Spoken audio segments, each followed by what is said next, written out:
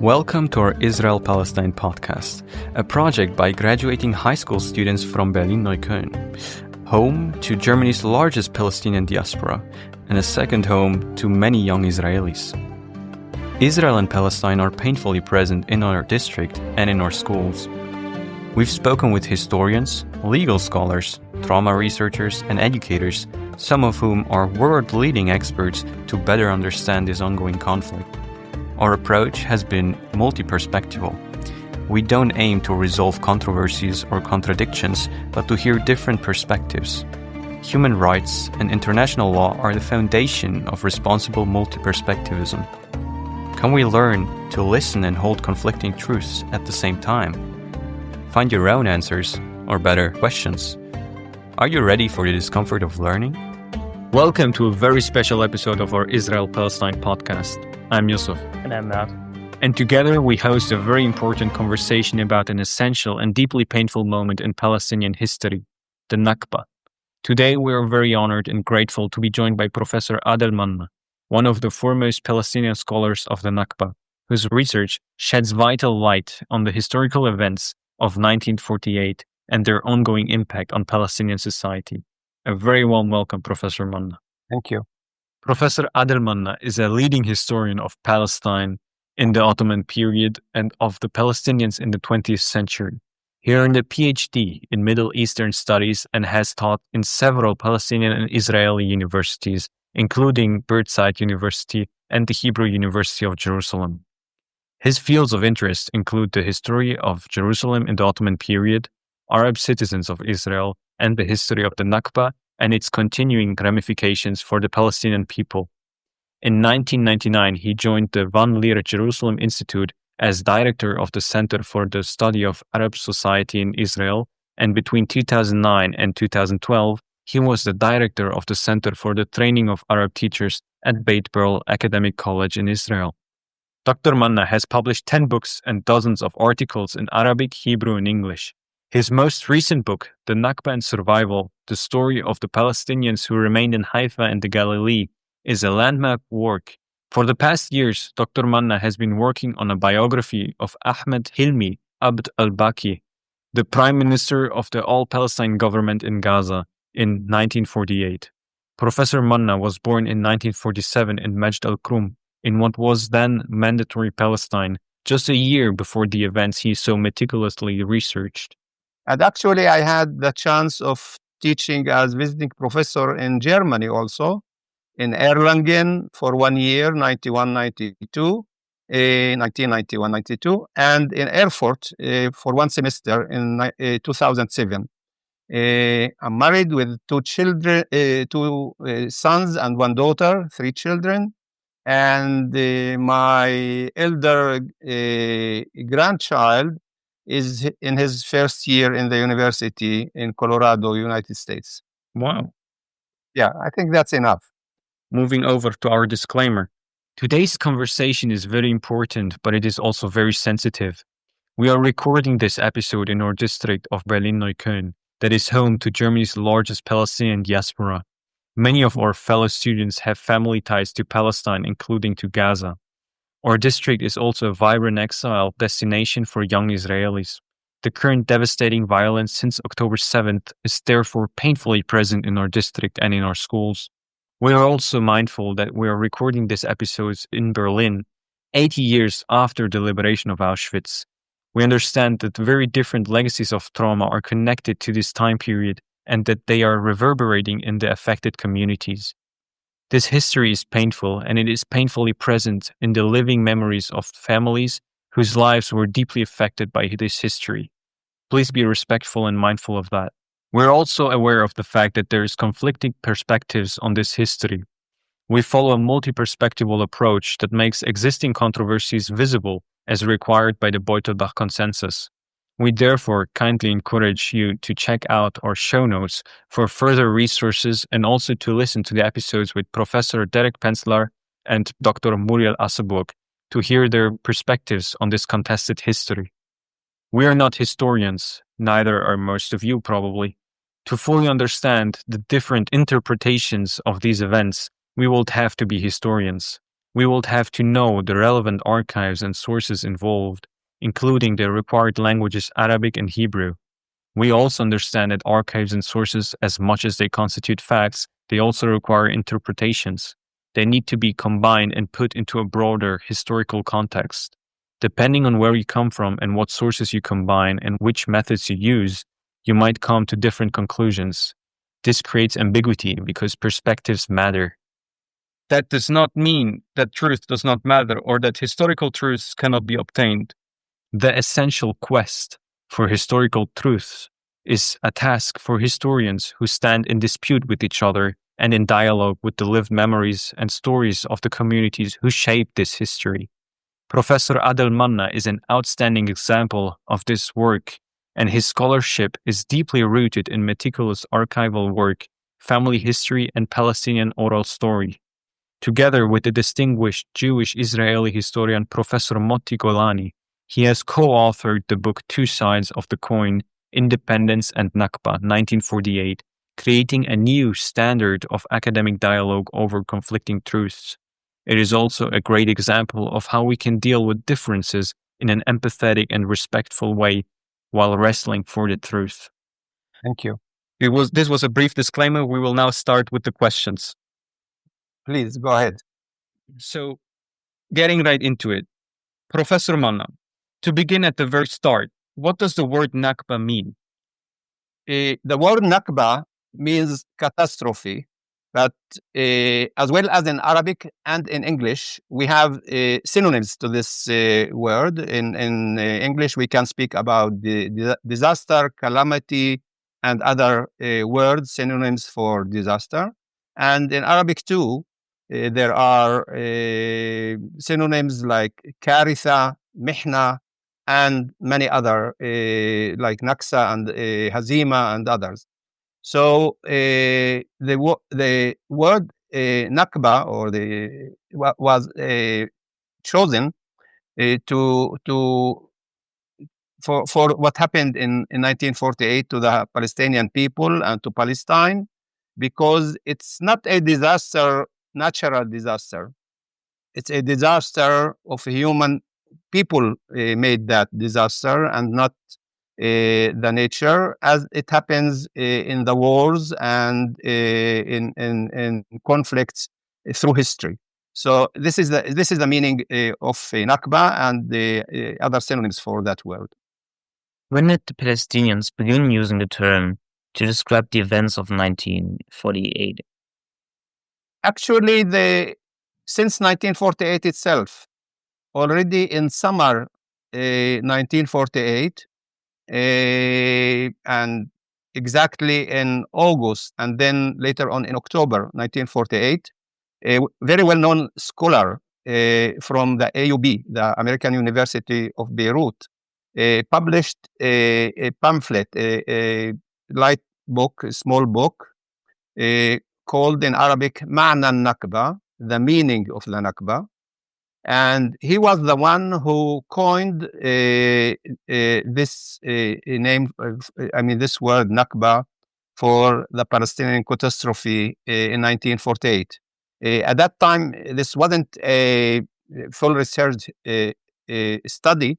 It was more like a report on the war from its beginning until summer 1948. But it's important to say that he already find that that what happened to the Palestinians in 1948 and what's still happening in 1948 is a catastrophe, is a Nakba.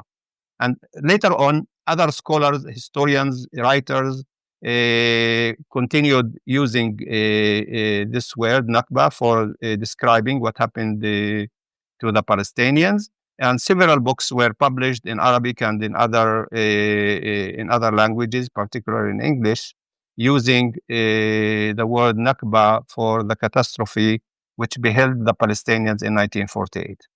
Can you tell us the name of the scholar who first coined it so we can link it in our show notes? The name of the scholar who wrote the book Ma'na Nakba, the meaning of the Nakba, is Constantine Zuraiq. Constantine Zuraiq. You can find it in my book. Yeah.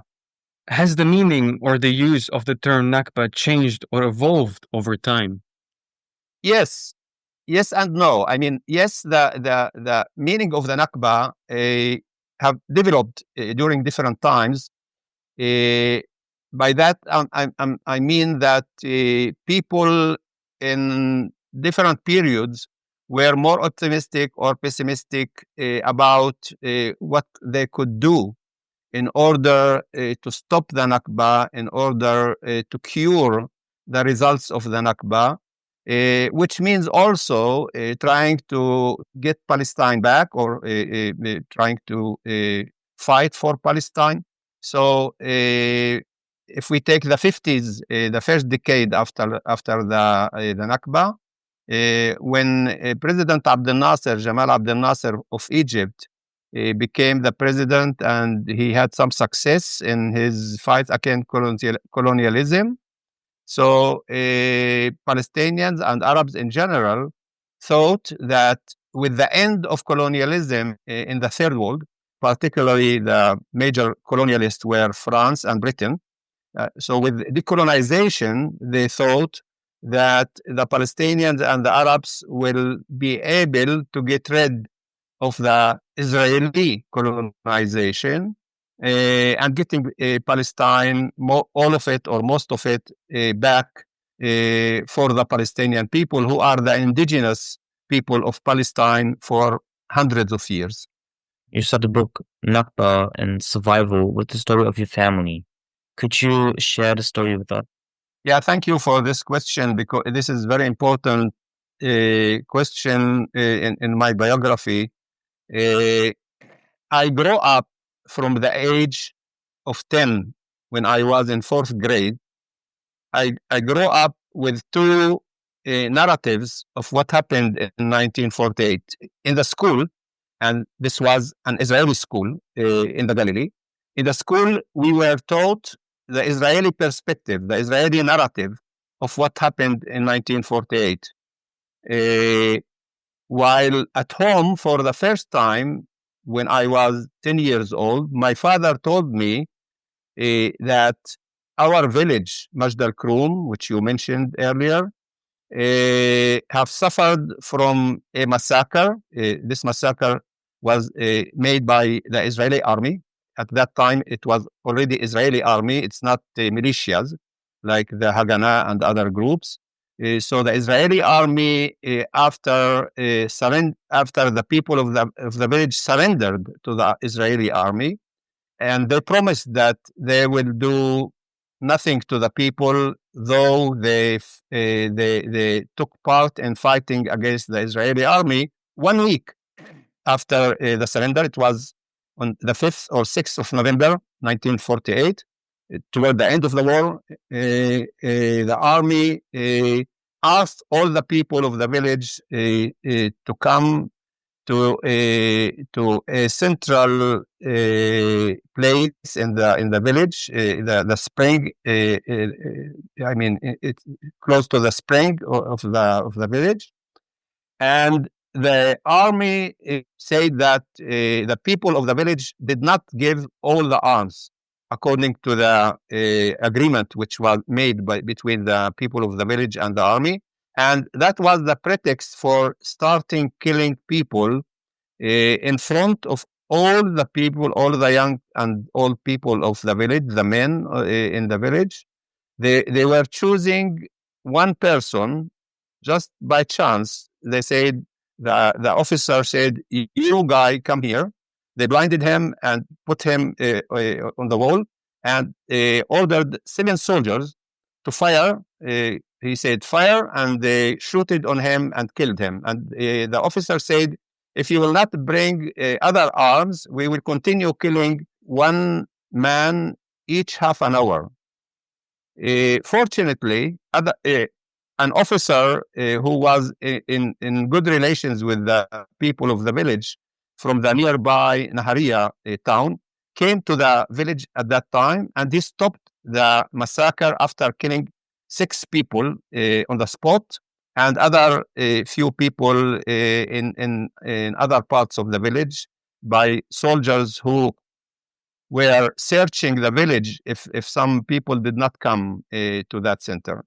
So that was the first time that I heard about a massacre in my village. But then my father told me that that was not the end of the calamity in the village, because 2 months later, my father was eyewitness to that massacre. And it was traumatic for him and for other people. Then in January 49, which means it was after the end of the war of 48, and it was few weeks before the first elections in Israel, which was held on the 25th of January. So on the 9th and the 14th of January, the army came again, and this time they didn't make a massacre, but rather expulsion of people from the village to what became known as the West Bank, which was under Jordanian administration. So my father told me this story, that he was told by the officer if he was asked if he is married, and he said yes. He said, okay, do you have children? He said, yeah, only one. So he told him, go home, bring your wife and your child, and come back. And we, the family, the three of us, together with other 450 people, were displaced from the village by the army trucks of the army to a well-known area called Wadi Ara, al-Fahim area in the West Bank, close to the West Bank. And from there, the soldiers told the people, don't try to come back to your village. Anybody who will come back, we will be shooted. We don't want you to come back. Go to Abdullah, to King Abdullah of Jordan. So to make the long story short, we came to Nablus, and from Nablus later on, a few months later on, we made the road to Beirut, through Jordan, Syria, and down in South Lebanon to Ain al-Hilwa refugee camp, where we lived in that refugee camp until 1951. Now, during those 2 years, 49, 51, my father was crossing the border from Lebanon, which is close to the Galilee, back and forth, while me and my mom were in the refugee camp. And in 51, he heard that people who were kicked out from the village in 49, like himself, are able now to come back and get a identity card as citizens of Israel, because a court made a decision that those people were expelled from their village illegally by the army. There was no reason for expelling them. This was a rare case where the courts of Israel interfered in what the army is doing. So I grew up on this story, which was, something like a movie for me. I started thinking, dreaming about, because I didn't have memory of what happened, because I was 2 years old, 3 years old, but not older than that. And I grew up with this story, with this narrative about our village. And he told me that there were other villages in the Galilee who suffered also from massacres and expulsion. And when I went to the university and told the story to the professors or students, friends of mine, Jewish students, their reaction was total negation of the story. No way. The Israeli army is not doing something like that. So I grew up as a student of history in Israeli universities, knowing that the Zionist and Israeli narrative is a false one, is not true one. But in the same time, as a member of a minority, national minority in the Jewish state, I wasn't able even to speak much about this. Many people were fearful to speak about what happened in 48, particularly until 1966, because the Palestinians in Israel were under military control It's not the same administration for the Jews. So it's like the Palestinian and the West Bank today under military control. So once again, to make the long story short, I grew up with this story about my family, about my village, and I had in mind that in the future, as a historian, I should write this story and tell this story to other people. I felt that my father told me this story in order, as the second generation of the Nakba, in order to tell it to other people, not only inside the family, but also to Jews, Arabs, and others. And that's what I did after 50 years. I started writing that book about Nakba and survival. Sorry to be a long answer. No, it's totally fine. Okay. On to the next question. From your perspective, what exactly happened in 1948? Can you walk us through the main events, how it started, what happened during the conflict, and how it ended?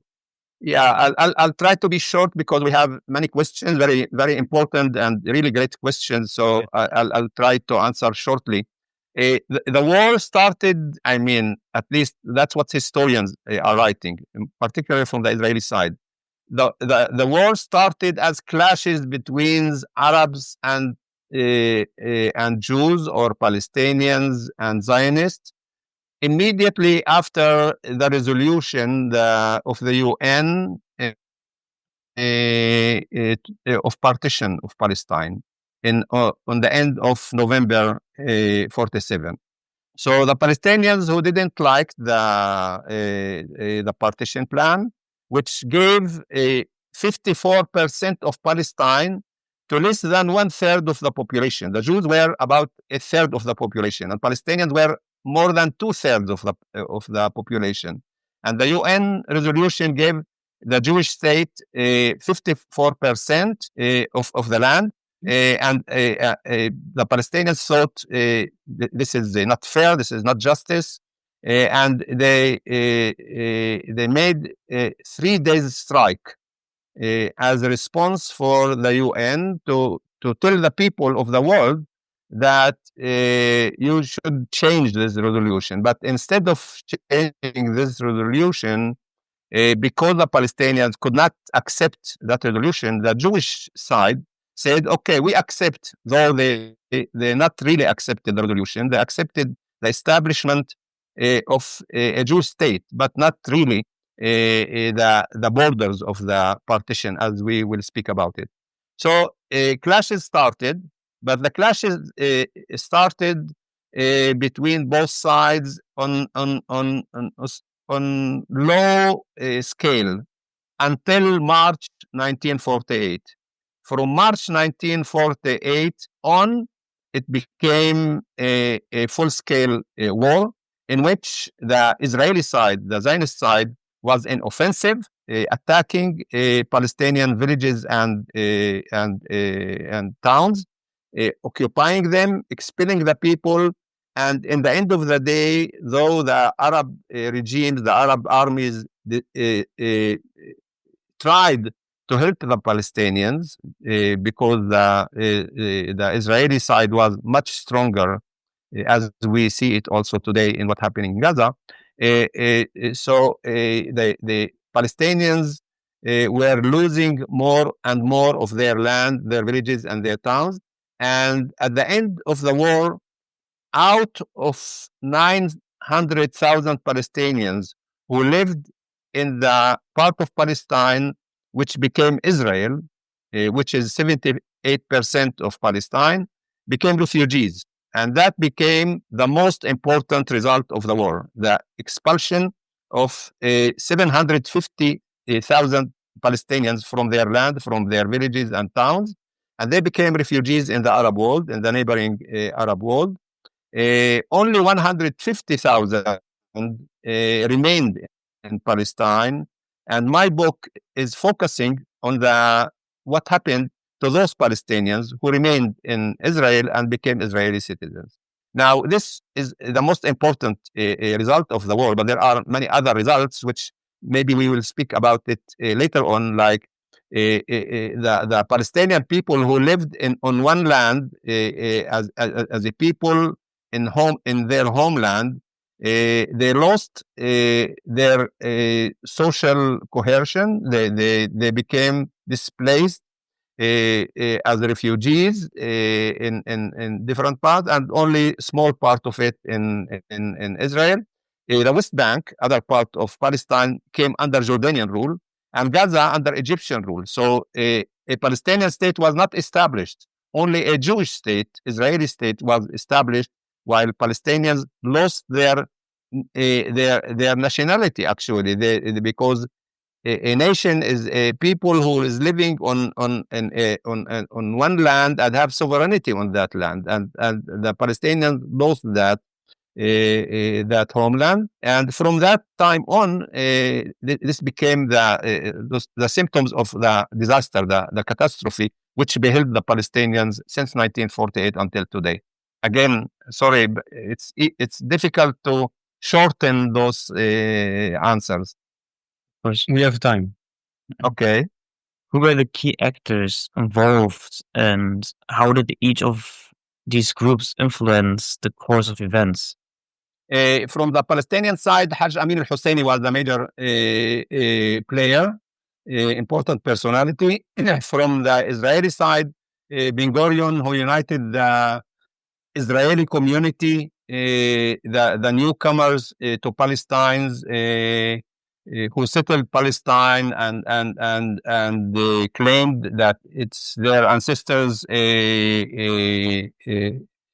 land, and they are coming to it, while the Palestinians claimed that they are the indigenous people for hundreds and thousands of years of that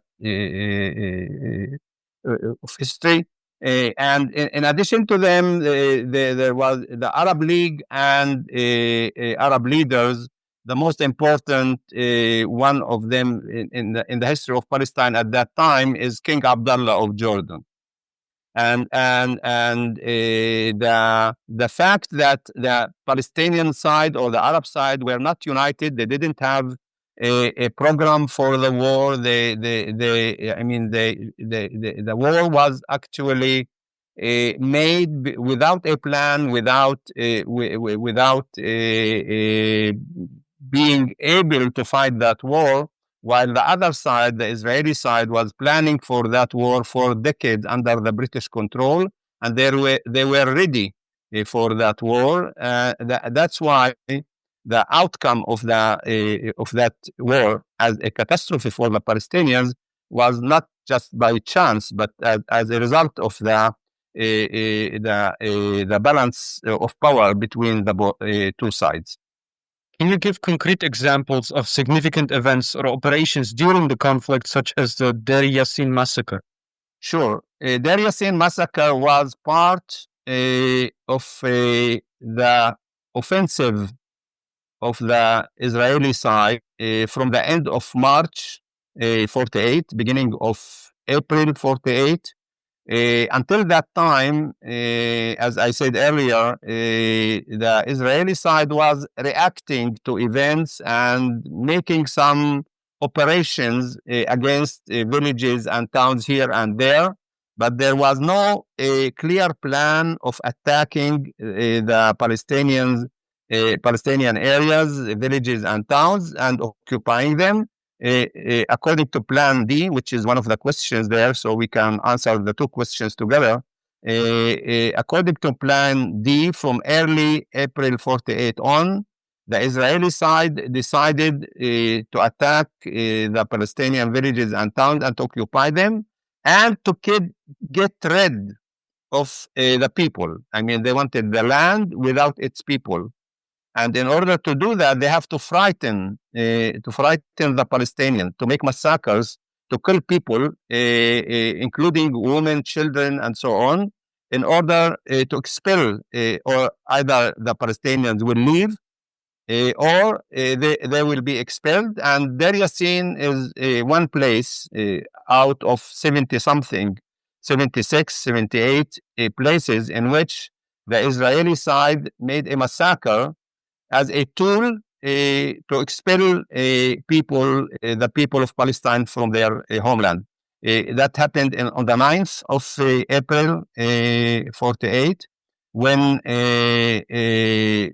members of Israeli militias or Zionist militias attacked that village, Deir Yassin, which is very close to Jerusalem, on the western side of Jerusalem. That village had excellent relations with their neighbors, the Jewish neighbors. Nonetheless, the Irgun, which his leader was, the leader was Begin, Menachem Begin, and other militias, Lehi and others, took part in that massacre, and they killed more than 100 or 120 people in that village. As I said, elderly people, women, men, children. And when people in Jerusalem and other parts of Palestine heard about that massacre, they were frightened. I mean, everybody said, if we will not leave our village when the Israeli army is close to us, then we will suffer from a massacre like in Deir Yassin. So it was horrifying. And that's exactly the tool for ethnic cleansing of the Palestinians, occupying the lands without the people of the land. What are other scholarly opinions on the implications of this plan? For example, those of Danny Maurice and Tom Segev? Mm-hmm. Well, they, I mean, it's accepted more or less between, I mean, this is a consensus between Palestinian and Israeli historians about the facts that there were massacres, there were expulsions, and so on and so forth. It's more issue of interpretation of that plan. I mean, Benny Morris and Segev and other Israeli Jewish historians, they claim that Plan D was a military plan. It wasn't a plan for ethnic cleansing, for expulsion of all the Palestinians from their homeland, while, as I said earlier, the facts on the ground actually show that the Plan D, the beginning of the offensive in early April, meant to occupy more lands, more villages, to expel the people, to take the land, and not allow the people to come back also. I mean, it's not only expelling them or killing some of them, but also preventing the people from returning to their homes in the villages and towns. What were the immediate consequences for Palestinians who were displaced or remained? Could you explain the scale and nature of the displacement? Yeah, 750,000 people, Palestinians, were expelled in the Nakba of 1948, and only 150,000 remained in that part of Palestine which became Israel, which means that the vast majority of the Palestinians who lived on the land which became Israel became refugees, and they became refugees in the neighboring countries, in Lebanon, in Syria, in Jordan, in Egypt, and in other Arab countries and elsewhere. Now, the rest of Palestine, which was not occupied, the West Bank, came under Jordanian rule, and Gaza became under Egyptian administration. Those Palestinians, the Palestinian people was dismembered.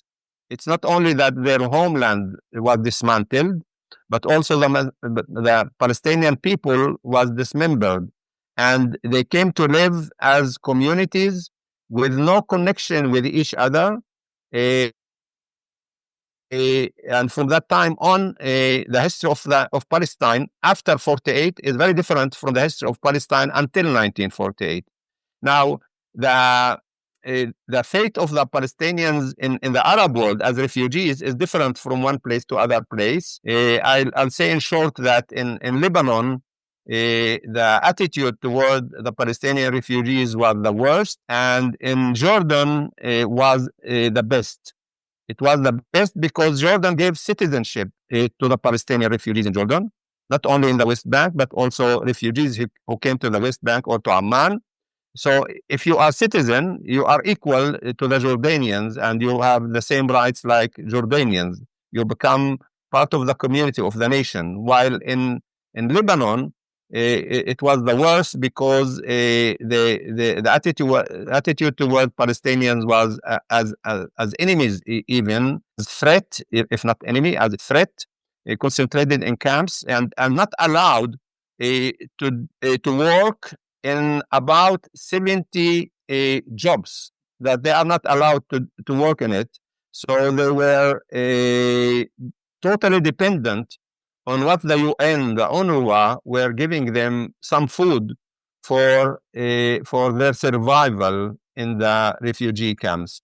And as a Palestinian people dismembered, they continue to dream. They continue to dream to live back again as one people, to liberate their homeland. But instead of liberating their homeland in 1967, in the war of 1967, Israel occupied the rest of Palestine, historical Palestine. As from 67 until today, as we know, Israel is occupying historical Palestine from the river to the sea. Today, half of the Palestinians, about half of Palestinians, 7 million people are living in historical Palestine under Israeli occupation and administration, while the other half are refugees not only in the neighboring Arab countries, but in all parts of the world. A quick follow-up on the Plan D to better understand. So there is no controversy that the plan was acted out, but only if it represents a systematic larger policy. Exactly. Whether it represents a policy of total ethnic cleansing or not. That's the main discussion of what the meaning of whether it's a military plan or it's a political and military plan to occupy as much as possible of Palestine. I mean, the partition plan gave the Israeli side 54%, which is a majority of Palestine. But Ben Gurion told the army the borders of the Jewish state will be where you, soldiers and officers, will be. I mean, as much. So go ahead and occupy as much as possible of Palestine. And because the Zionist side were a minority in Palestine, and they're afraid that if they will occupy a vast majority of Palestine and the Palestinians will remain in their homeland, so the policy was to occupy those places and not to allow the people to stay there, but to expel them, frighten them. If they don't leave alone, the army will help them to leave, as they did in Majd al-Kurum, in the case of Majd al-Kurum, which I spoke about it earlier. What was the situation of Palestinian refugees after 1948? How has this status affected them and their descendants?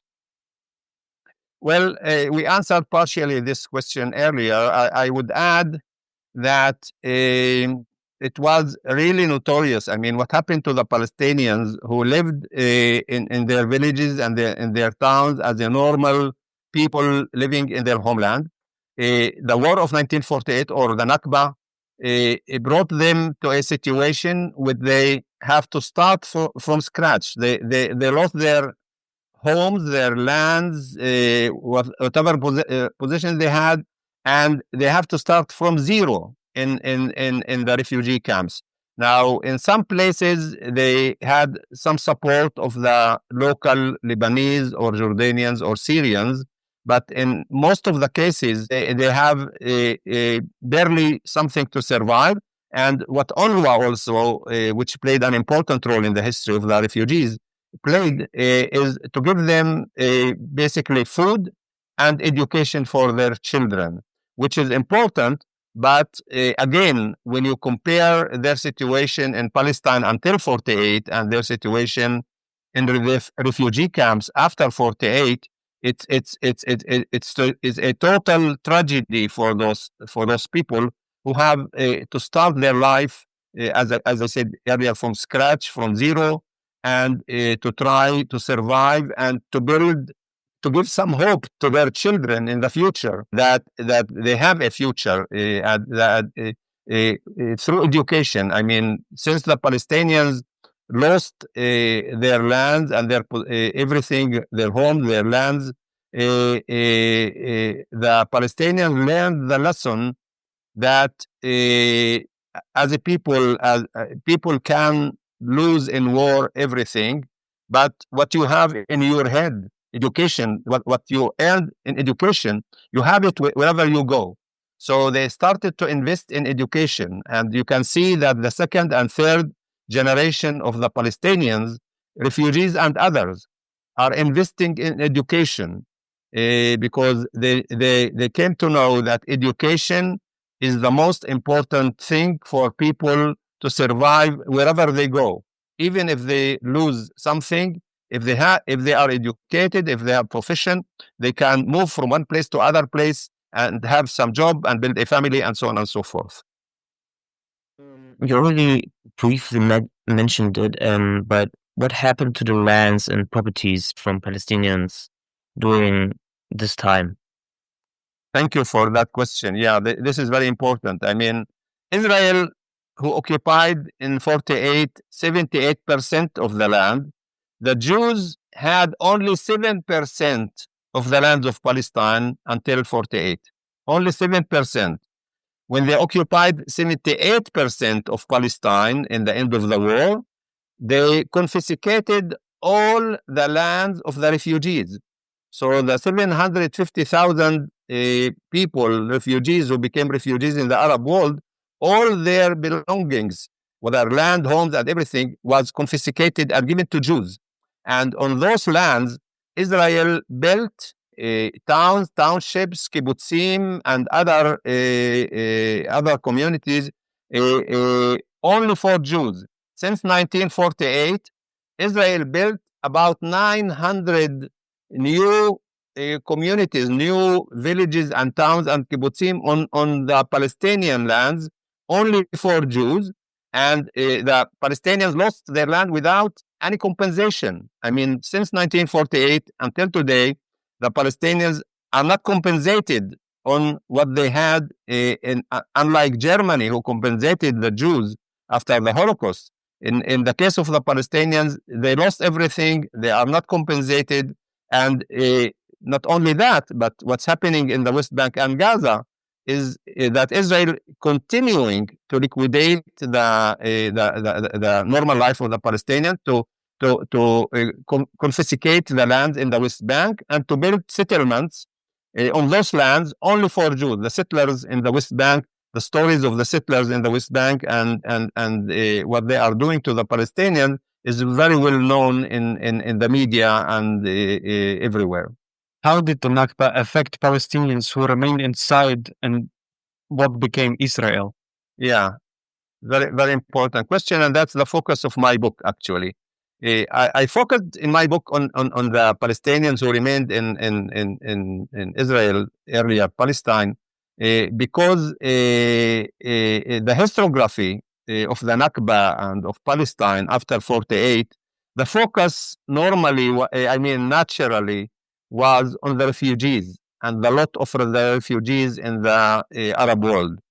Those Palestinians who remained in Palestine under Israeli control and became Israeli citizens, they were cut from their Arab world because there were no relations between Israel and the neighboring Arab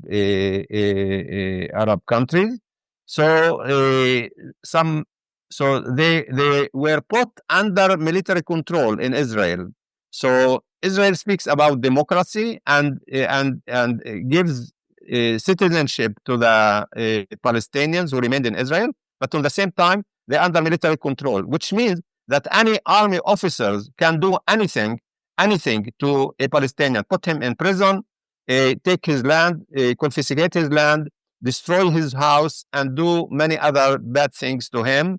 And this continued until 1966, though those Palestinians were not really a threat for the Israel who in 1948 was able to confront all the neighboring Arab armies and to destroy actually the Palestinian people and to dismantle Palestine and dismember the Palestinian people. So the life of the Palestinians, those citizens of Israel, until 66 was the worst. After the end of that military control from December 66 on, there was an improvement, a relative improvement in the lot of those Palestinians. They were able to work, they were able to go to universities, and that's why the second and third generation, I'm from the second generation, the first people who went to Israeli universities and studied and was able to build a new life for those Palestinians, while my father and my mother and their generation, they suffered the most. As I said, later on there was improvement, but until today, we are officially citizens of Israel, but we are not really members of the nation. I mean, the nation in Israel is the Jewish nation, and though it speaks about Israel as a democracy, but it's democracy only for Jews, not for non-Jews. So it's not as bad as people who are living in the West Bank under military control, and for sure not like the people in Gaza today or even 10 years ago. But nonetheless, the Palestinians in Israel are not equal to Israeli Jewish citizens. The Nakba was not only a historical event, but it has also an ongoing impact, a legacy of trauma. Can you explain to us what that means? How does the Nakba continue to affect Palestinians political, socially, and psychologically today? Yeah, a very important question, and once again, it's not easy to answer it shortly, but I'll try. You know, the 1948, the Nakba is the most important event in the history of the Palestinians. What they had before 48 is very different from their history after 1948. They lost their united identity as Palestinians living in Palestine. After 1948, you have Palestinians as refugees in different parts of the Arab world and elsewhere. And you have Palestinians who are citizens of Israel, which is a kind of controversy. I mean, you are Palestinian and you have Israeli citizenship. Now, the trauma of the events of 48 and their results are living with the second and third generation because, again, they have the trauma of that generation of 1948, and they have the results of the ongoing Nakba. The ongoing Nakba means that, unlike other events in history where people are defeated in a war, and after the war there is peace settlement, and the people are getting at least part of their rights as a nation, the Palestinian people lost their unity. They lost most of their homeland, and there was no a resolution of the Palestinian problem and the Nakba and its result after 48. So until today, there is no Palestinian state. The Palestinians became stateless.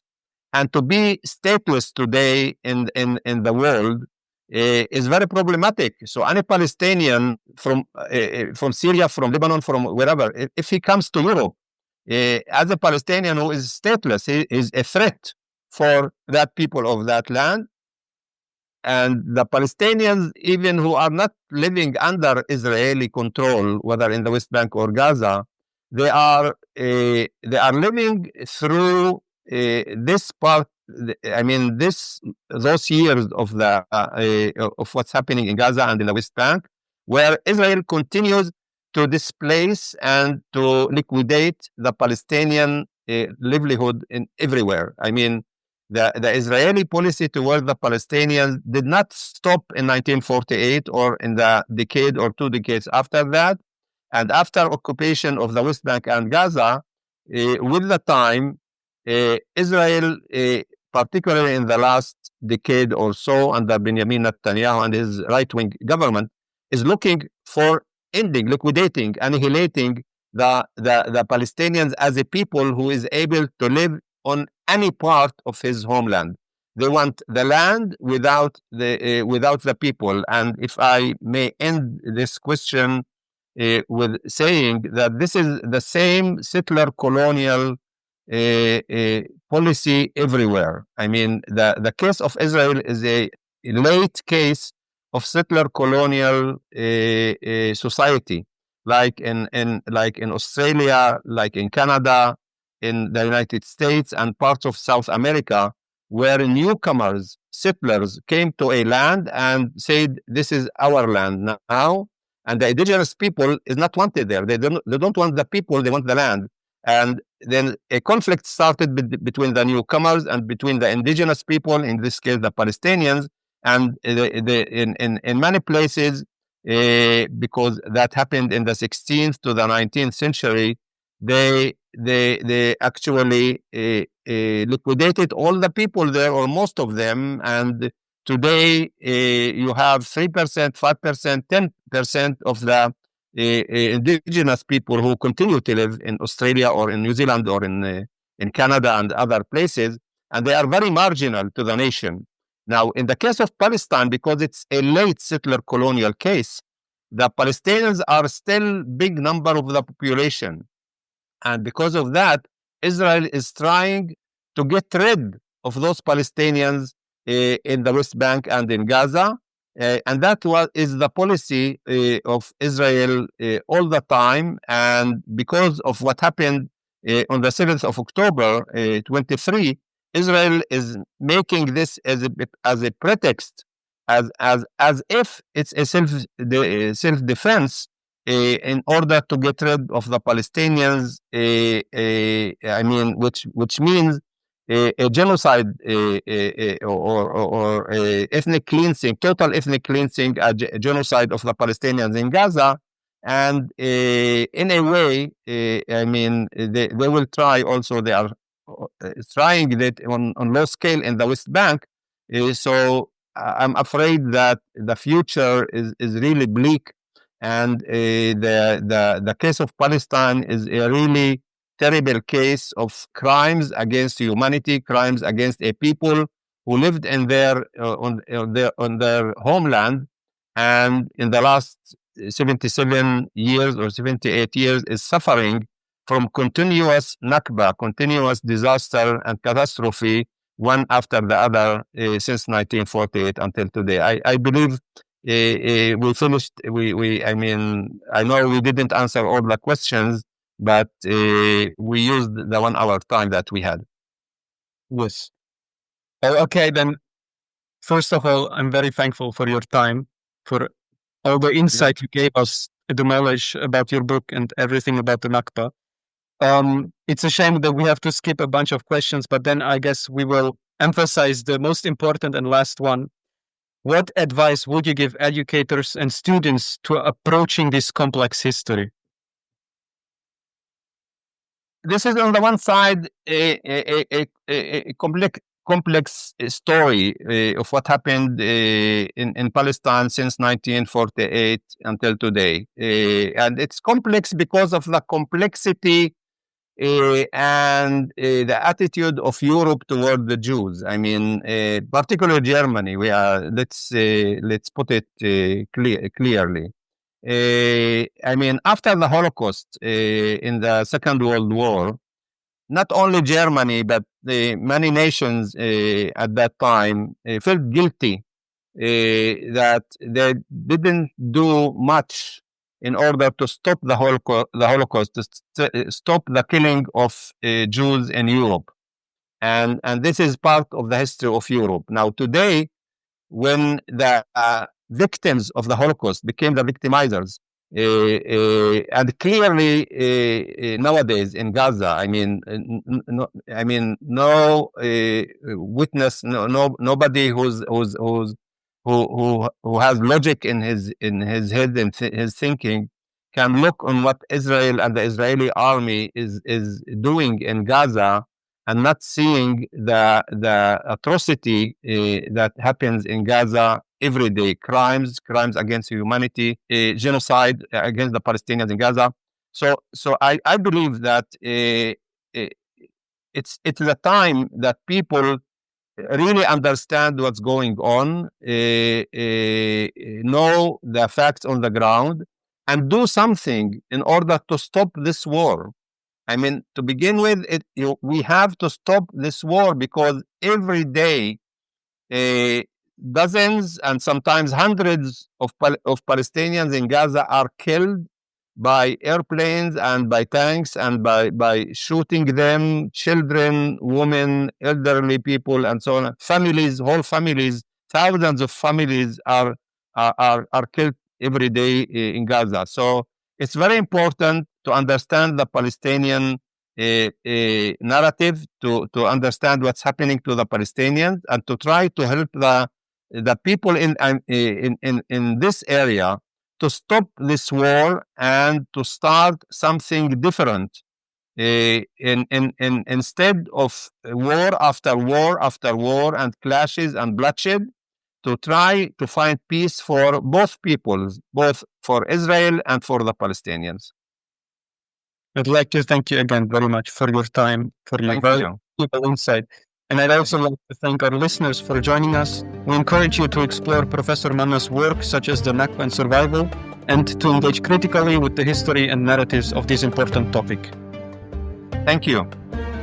Thank you for listening. If this conversation was meaningful or unsettling, if it left you with answers or more questions, feel free to like, share, and subscribe. See you next time on our Israel-Palestine podcast.